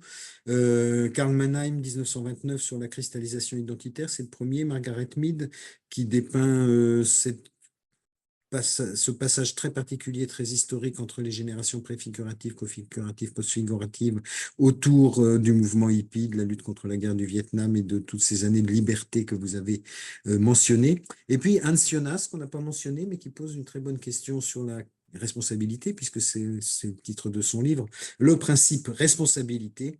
Quelle responsabilité les ascendants ont-ils vis-à-vis de leurs descendants?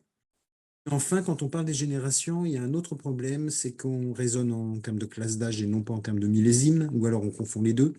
Et alors, deuxième problème, c'est qu'on écrase les classes sociales. Alors, on peut appartenir à la même génération et ne pas du tout partager les mêmes valeurs, les mêmes goûts, les mêmes convictions, etc.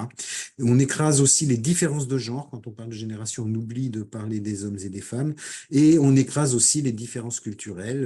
On a eu l'exemple du Burundi tout à l'heure qui nous parlait d'un autre monde que celui que j'ai connu dans mon enfance et ma jeunesse. La double dualité, mon troisième point, dans laquelle s'articulent les générations, est la suivante. Il y a une dualité entre régénération, Gaston a fait le bon mot tout à l'heure, et dégénérescence, c'est-à-dire chaque nouvelle génération régénère et peut être considérée par la précédente comme conduisant à la dégénérescence. Et c'est en ce sens qu'il y a toujours progression et régression, ça dépend du point de vue que l'on prend, entre les générations. Et puis la deuxième dualité, c'est celle de vos deux formidables webinaires et tables rondes. D'un côté, il y a l'ambition, l'aspiration à ce qu'il y ait une entente intergénérationnelle, dialoguer, converser. Et puis de l'autre, il y a, et on l'oublie trop souvent, l'affrontement des générations. Il y a toujours à la fois une aspiration de fraternité ou de fraternalisation entre les générations, et en même temps, il y a toujours une logique conflictuelle, une logique de place. La domination des seniors empêche les plus jeunes de prendre leur place et vont peut-être interroger et pousser dehors les plus vieux. C'est quelque chose qu'on oublie parce qu'on voudrait que l'intergénérationnel permette la parfaite concorde entre les générations. Or, les générations sont aussi dans une relation de combat et de conflictualité. Ça sera sans doute l'objet de la prochaine table ronde sur l'affrontement. Quel dialogue entre quelles générations? J'en ai presque fini, donc je pense que je suis dans les temps. On va commencer par les plus âgés, les plus vieux. Et parmi la génération des plus âgés, je distingue 4 figures. Vous m'interrogerez si vous voulez plus de détails. Première figure, la figure de l'ancien. L'ancien, c'est celui dont l'expérience vaut expertise. Deuxième figure, la figure de l'ancêtre. L'ancêtre, c'est celui qui fait le pont entre les vivants et les morts. Troisième figure, l'aïeul. L'aïeul, c'est celui qui pèse d'un poids traumatique sur les générations plus jeunes. Et enfin, l'aîné. L'aîné, c'est l'aspiration à la fraternité, le grand frère et la grande sœur. C'est l'aspiration à la relation de care entre les générations. C'est l'aspiration à l'amour du prochain. Par-delà les générations, c'est l'aspiration intergénérationnelle. Vous voyez, entre l'ancien, l'ancêtre, l'aïeul et l'aîné, il y a 4 polarités possibles dans les figures psychosociales et les places qu'occupent donc les retraités les plus âgés. J'en viens aux seniors, à leur catégorie fluctuante, et en Amérique du Nord, on ne l'utilise pas tout à fait dans le même sens qu'en Europe de l'Ouest, et en tout cas, en plus entre Grande-Bretagne, Allemagne, Italie, France, c'est un peu différent. Moi, j'entends par seniors les 55, 60, 65 ans, pré-retraités, pas encore retraités, parfois retraités actifs, etc., et toujours en bonne santé, c'est-à-dire l'espérance de vie sans incapacité. Et ces seniors se répartissent aussi entre 4 polarités qu'ils articulent ou combinent ou pas. L'hédonisme, c'est-à-dire la recherche de plaisir, la société de consommation. Le démonisme, vous connaissez, la recherche du bonheur. L'altruisme, il en a été question avec le bénévolat.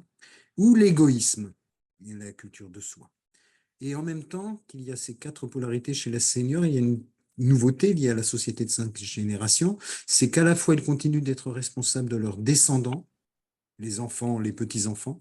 En même temps, ils deviennent responsables, ils doivent répondre d'eux, on retrouve la responsabilité de leurs descendants pas encore tout à fait autonomes, mais aussi de leurs ascendants devenus dépendants. Et ça, c'est un grand enjeu pour les 60-70 ans dans nos sociétés. Troisième génération, l'adulte en milieu de vie. Je vais aller très vite pour rester dans le quart d'heure que l'on m'a offert.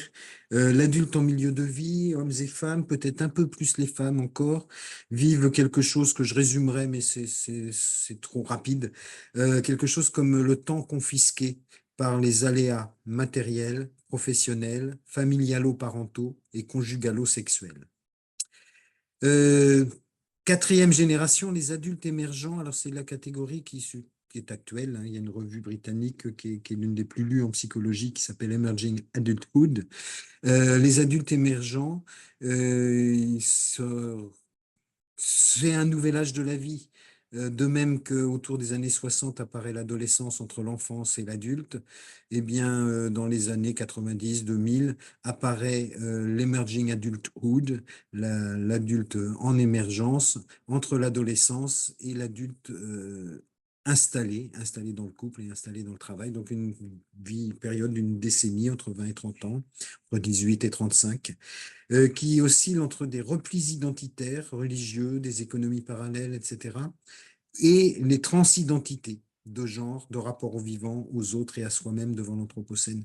Mais attention, Claire, tout le monde n'est pas gentil et tout le monde ne rêve pas de réciprocité. Un certain nombre de personnes rêvent de polémique et d'imposer leur identité aux autres. C'est ce que j'appelle les replis identitaires. La 5e génération, c'est celle des enfants, des mineurs et des adolescents. Elle se caractérise par le fait qu'elle est en conquête d'une autonomie et d'une indépendance qu'elle confond sans doute avec la liberté et vis-à-vis de laquelle nous ne savons pas toujours l'accompagner. Et cette génération plus jeune est assez remontée contre la nôtre. En tout cas, si on considère que nous sommes dans la même génération, Gaston Pinault et moi-même à 20 ans d'écart. La nôtre qui n'a pas laissé en héritage une planète en très très bon état à nos enfants et à nos petits-enfants. Alors à partir de là, comment correspondre? Quelles sont les correspondances? Correspondre, c'est co-répondre, c'est construire et assumer une responsabilité partagée. Et c'est inventer un nouveau rapport technologique, car ce sont les technologies qui marquent les générations. En tout cas dans les pays occidentaux, mais je pense mondialement, c'est ça qui fait aujourd'hui les identités générationnelles. Ce sont les technologies, autrefois c'était plutôt les guerres ou les révolutions. Et quel nouveau rapport technologique mettre en correspondance entre les générations? J'ai pensé à 4 axes. L'écrit et l'écran. Et Gaston disait comment transmettre et garder, conserver le trésor de ce que les uns et les autres ont dit tout à l'heure. Le texte, le livre est une forme, mais sans doute que l'enregistrement vidéo est aussi une forme. Après, il faut trouver la plateforme de diffusion et le contact Facebook qui ferait que ce serait regardé. Il faut surtout des formats beaucoup plus courts que ce que nous faisons. Donc, comment articuler, dialoguer, correspondre de l'écrit à l'écran.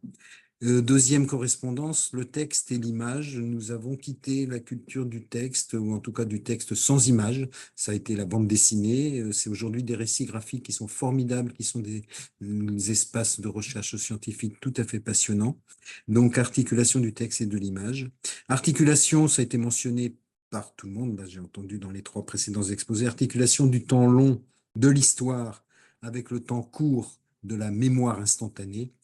Et enfin, articuler expérience différentielle et intelligence artificielle. Donc, je récapitule, écrit, écran, texte et image, temps long de l'histoire, temps court de la mémoire instantanée et expérience différentielle avec intelligence artificielle. Je vous remercie beaucoup de votre écoute et je m'excuse pour les coupures de son. Bravo Christian, formidable. Merci. Je ressentais ma journée d'aujourd'hui en écoutant ça, puisque je m'occupais des soucis de ma fille de 19 ans et de ma maman de 91 ans. Ben voilà. Donc le 19 et le 91, les 2 chiffres En inversés. plus, Et je sens exactement ce tiraillement tiraillement et bonheur, évidemment. Voilà. Alors, nous sommes en pleine visioconférence du collège. Il nous reste une vingtaine de minutes. Bien se souvenir que ça continue le 10 juin, pareil, à 16h, heure française, 15h, temps universel. Et donc, le débat est loin d'être fini et tout ça peut déboucher vers des ateliers. On en reparle à la fin. À vous de réagir et Claire, de nouveau, peut-être de regarder les mains qui se lèvent. Merci. Pas de problème. Pierre. Pierre. Oui, bonjour. Bonjour, bien heureux de retrouver Christian Hellon parce que ça fait longtemps qu'on doit se voir ou qu'on doit travailler ensemble. C'est vrai que moi j'ai choisi tout ce que vous avez dit là, c'est formidable parce que ça correspond exactement à ce que je vis. Je me suis créé une deuxième carrière en partant en retraite. Il me reste 13 ans pour faire le même temps que la première carrière. Je suis proche de 5 générations puisque mon arrière-petite-fille a 19 ans. Donc voilà, je suis aussi l'aîné d'une fratrie de 6 enfants et nous nous voyons régulièrement tous les 2 mois pour une bouffe. Donc je suis un privilégié parmi vous, ou parmi beaucoup de monde du moins. Et puis voilà, moi je considère que on doit rester dans le monde du travail parce que je ne pourrais pas vivre une retraite heureuse si je sais mes enfants, petits-enfants, mal dans leurs conditions de travail aujourd'hui. Voilà pourquoi je veux demeurer retraité professionnel et défendre justement cette activité-là, parce que c'est le seul moyen de rester en contact avec les générations précédentes. J'en ai plus maintenant, mes parents sont disparus, mais toutes les générations suivantes. Et ce qui est important pour moi aussi, c'est effectivement d'assurer la responsabilité, mais surtout l'exemple. Je suis très heureux de savoir que mes enfants, petits-enfants et arrière-petits-enfants sont heureux d'avoir un papy comme je suis. Voilà, je vous remercie tous. Bon. Et nous sommes heureux d'avoir un ami comme toi. Qui veut bien lever la main? Ben moi, j'ai deux choses à dire. Alors, Marc, Marc et puis, après Barthélémy. Marc. Après Barthélémy, bon. Vas-y, À Marc. moins que Barthélémy, voilà, deux choses rapidement. Non, vas-y, Mac, vas-y, Mac. Et je m'adresse essentiellement à Dominique et Thierry. Et j'aimerais bien entendre à nouveau le discours sur l'absence d'un discours politique, l'absence d'un narratif susceptible de nous mobiliser. Et puis, j'aimerais aussi entendre des choses sur la liberté qui fait peur, la liberté qui fait fuir, la liberté qui ne semble pas accessible. J'aimerais des choses sur des éléments sur ces deux choses-là. Alors, avant on va donner la parole à Barthélémy. Oui, merci bien, Claire. Je m'adresse à Christian. J'aimerais savoir, on a eu déjà une conférence avec Alain Javot, pardon, sur l'intelligence artificielle. Christian parlait du dialogue entre les générations. Avec l'intelligence artificielle, nous avons un nouveau langage, les réseaux sociaux. L'entrée ou l'appropriation des jeunes des réseaux sociaux indique bien leur entrée dans ce type de dialogue. Alors que, au contraire, les seniors sortent de ce type de dialogue. N'est-ce pas là les prémices d'une rupture de dialogue entre générations? Alors, je vais donner la parole à Dominique Thierry pour qu'il réponde rapidement à Marc, puis à Christian pour qu'il réponde à Barthélémy. Ok. Alors, sur la première question, j'ai plutôt, quand j'ai commencé à travailler sur l'intergénérationnel, c'est vers les années 2011, 2012, et je me souviens, à l'époque, on m'a sollicité plusieurs reprises pour intervenir. Alors, j'étais le sociologue de service. Et 3 fois, j'ai eu le même scénario. Alors, il y avait d'abord le démographe qui expliquait qu'il y aurait de plus en plus de plus vieux, voilà. Après, il y avait l'économiste qui racontait que tout ça, ça allait nous coûter la peau du cul, pour parler cru. Et puis, moi, il n'y avait pas beaucoup de commandes. Je disais un peu ce que je voulais. Et puis, 3 fois, j'ai entendu le même scénario. Et j'aurais dit, mais attendez, on va où, là? Et la 3e fois, j'ai fait de la provocation, j'ai dit, il y a une solution, c'est l'euthanasie. Il y a écrit dessus, comme ça, le problème est réglé. Mais espèce de discours complètement clos, fermé. Et je me souviens, quand il y a eu l'année européenne sur l'intergénérationnel, 2 secrétaires d'État de l'époque m'ont dit « Ah, c'est bien, vous vous intéressez aux vieux ». Mais j'ai dit « Attendez, non, c'est pas… je ne m'intéresse pas aux vieux. L'intergénérationnel, ce n'est pas les vieux. Mais toutes les représentations qu'on a en France, etc.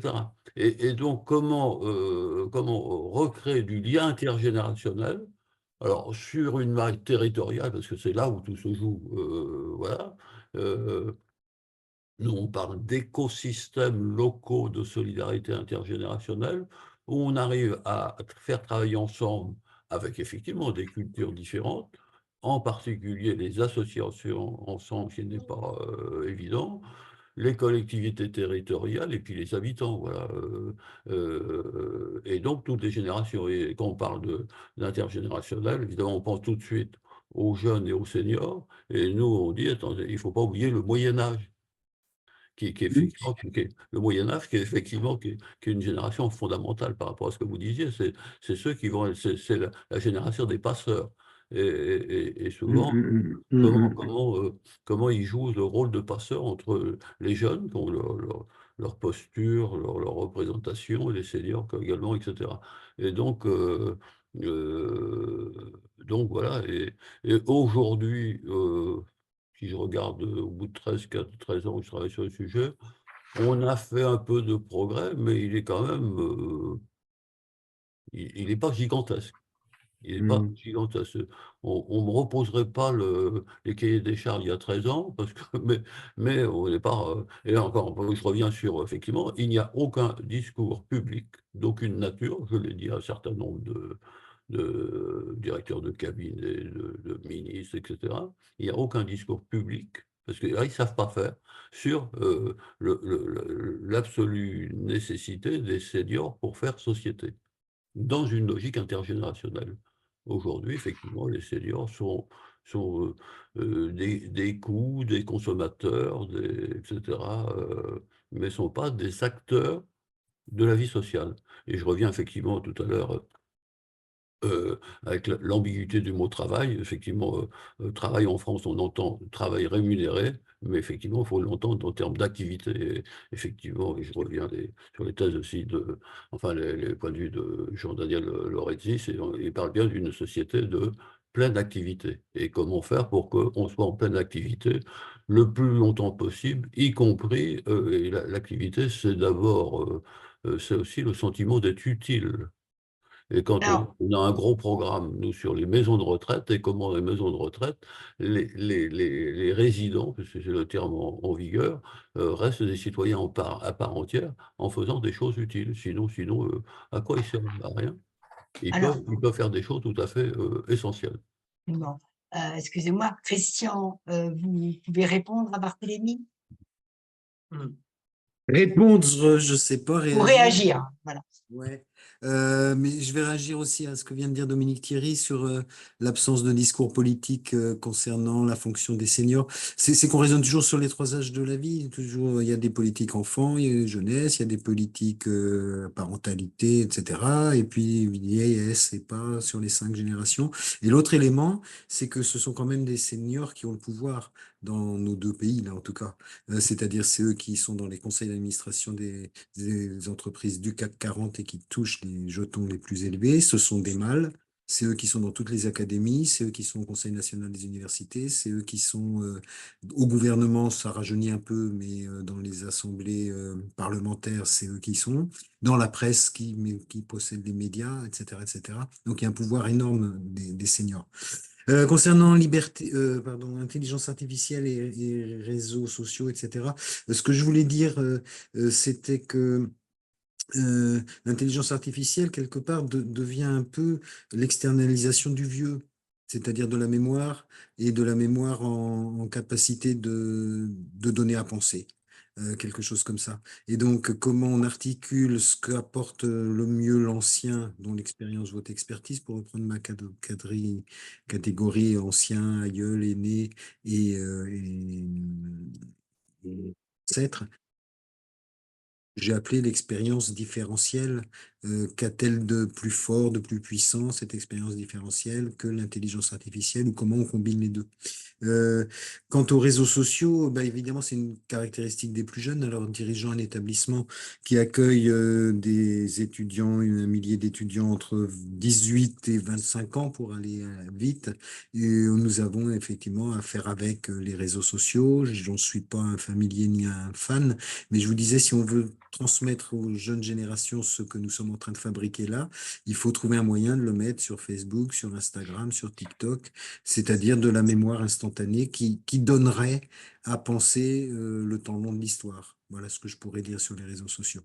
Alors, sans être dans la caricature selon laquelle seuls les jeunes seraient sur les réseaux sociaux, c'est aussi une question de niveau de vie, de niveau de revenus et de rapport au temps et de rapport à l'occupation. Mais il y a beaucoup de seniors qui passent leur temps à regarder des chats qui font des pirouettes sur Instagram, ou des choses absolument abétissantes, mais qui sont, comment dire, addictives.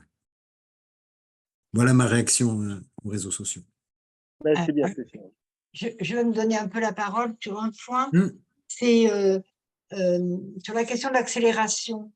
Et sous le prétexte de enfin, dans ce que vous dites, Christian, sous le prétexte de l'accélération et de ce qui regarde que les choses qui vont vite, etc., on ne produit que des choses qui vont vite, donc on les éduque à n'être intéressés que par des choses qui vont vite, donc ils ne font que des choses qui vont vite, etc., etc. Et on voit bien ce que ça donne au niveau, par exemple, des écoles. Quand des ministres ou des qui ne sont jamais allés sur le terrain de l'éducation nationale disent que, par exemple, un enfant ne peut pas être attentif plus de 5-10 minutes à quart d'heure. Donc, en maternelle, il faut leur donner plein d'activités, les unes à la suite des autres, très courtes, etc.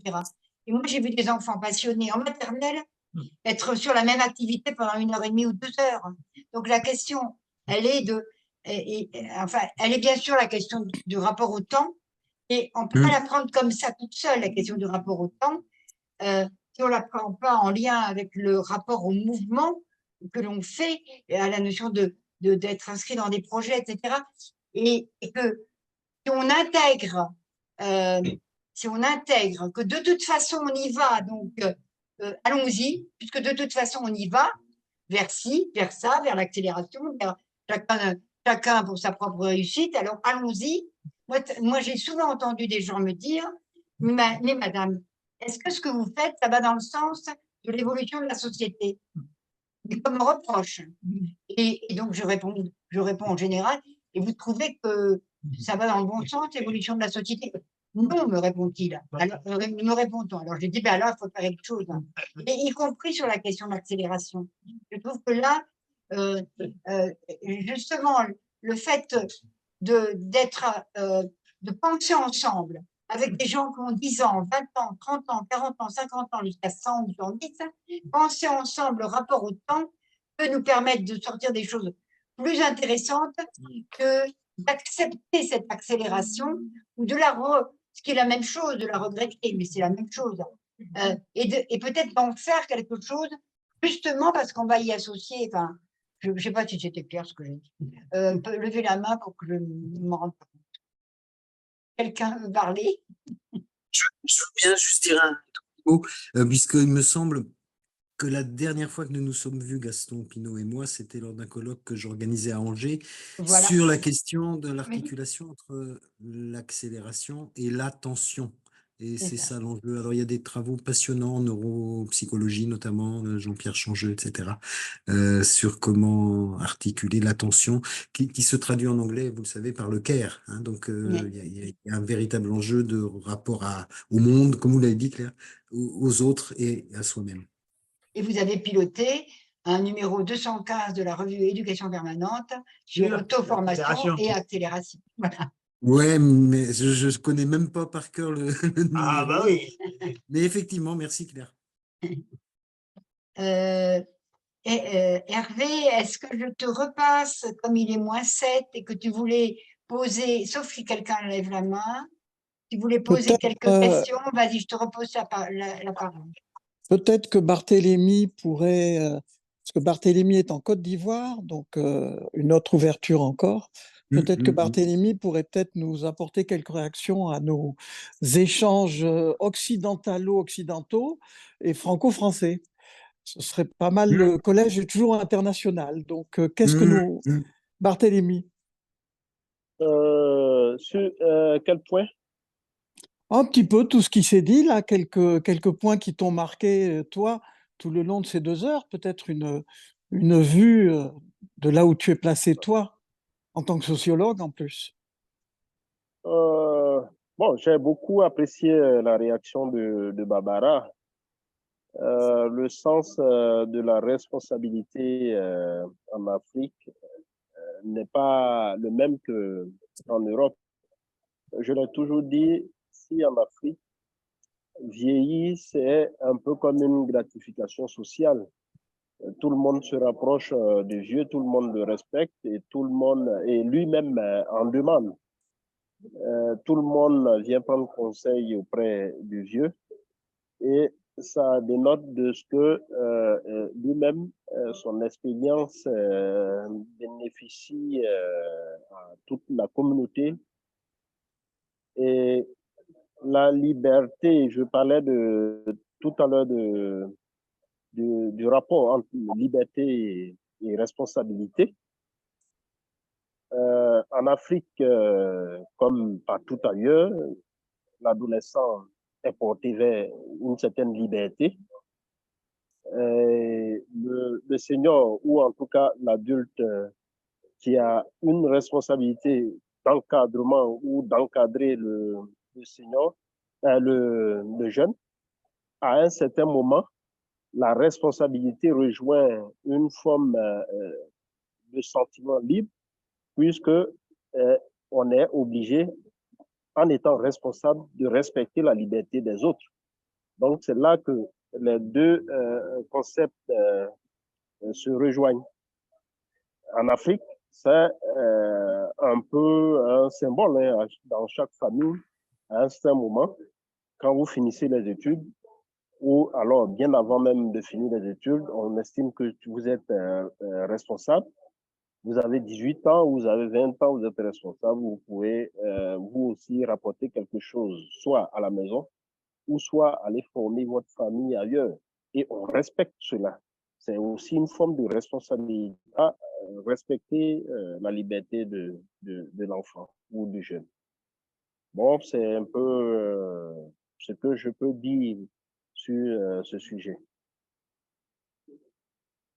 Et Barthélemy, est-ce que tu as l'impression que c'est quelque chose qui est en accélération, en évolution, y compris dans un pays comme le tien? Comme en Occident, on a tendance toujours à revenir vers cette accélération. Oui, bon, ben, maintenant, avec la mondialisation, il y a beaucoup d'aspects, je veux dire, en Côte d'Ivoire comme en France, il y a des aspects qui se rejoignent, qui se ressemblent. Donc, il n'y a plus de cette rupture ou cette coupure entre cultures, je veux dire. C'est des choses qui sont en accélération autant que l'école continue de former des jeunes, c'est-à-dire à la culture d'autres peuples, tels que la France qui nous a colonisés. Donc, ce sont des choses qui, à la fois, bon, on pourrait dire que la poire est coupée en deux. On garde quelque chose de nous-mêmes. Et puis, il y a quelque chose qui vient d'ailleurs, qui accélère, bien sûr, qui s'accélère à mesure qu'on avance dans la société. Donc,